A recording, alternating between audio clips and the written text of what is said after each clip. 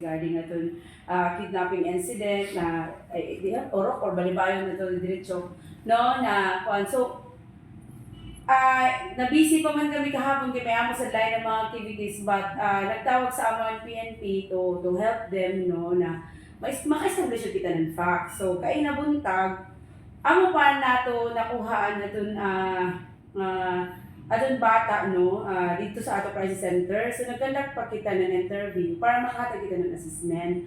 But join sa ako nabasa ng mga itong statements online no.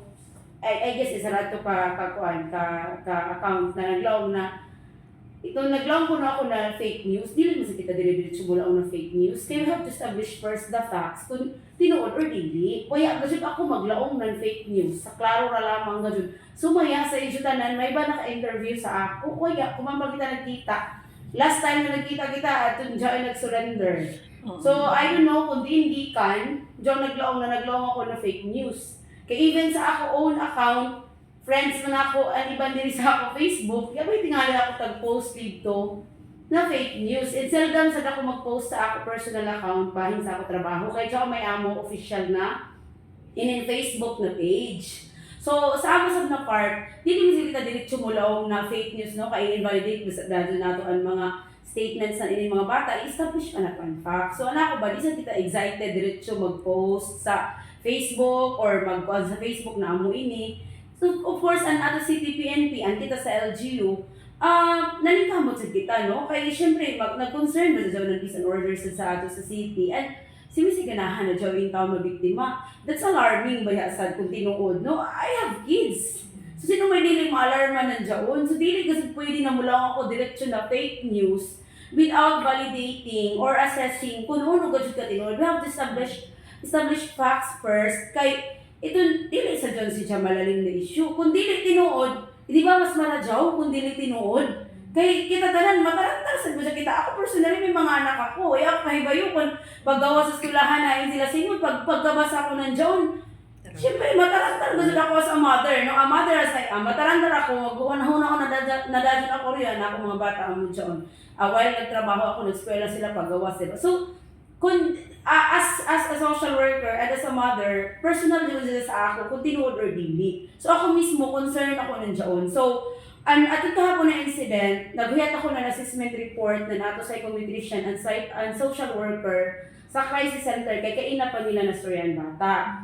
Atun kaina sad na nag-blatter sa PNP atun from Namco. Naghuyat pa sa nato mga social workers and psychometrician sa crisis center ng time na amo na sad makastorya ang bata kay tagpa-medical pa sad ng PNP.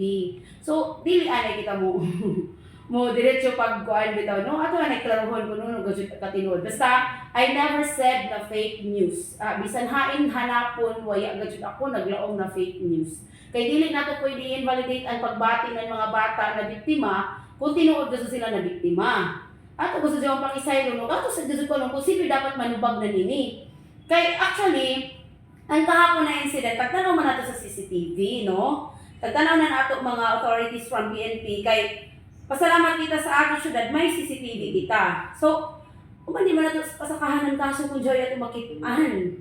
So, but unfortunately, sa pagtanaw ng atong CCTV, atong time and kung ano, hain na incident, hain na specific na lugar ang taglaong ng bata, wala may nakita, good. So, amo dyan, that's according to PNP, wala yung makita. So, amo dyan, ang bata, amo po sa tag-interview. Kaya amo klarohon kung ano hinungdan na ang ini na statement or kung tinuod ba ini or dili ba. But, we never said na fake news. Ang taglaong na lamang ng PNP, wala nila makiti at the time na taglaong ng incident, kung diin at to specific na address, wala makiti sa CCTV. Asa sa paglangaan na to CCTV, mag-exam, basta kung ano i-capture o i-dili. Diba? So, diyan na lamang na nag-establish pa kami ng facts. Relax na lamang sa anay siguro kita. I know, labi na kita ng mga ginikanan. Sino ba hindi maratol dyan? Pero ako may ako grade 3, may ako grade 8.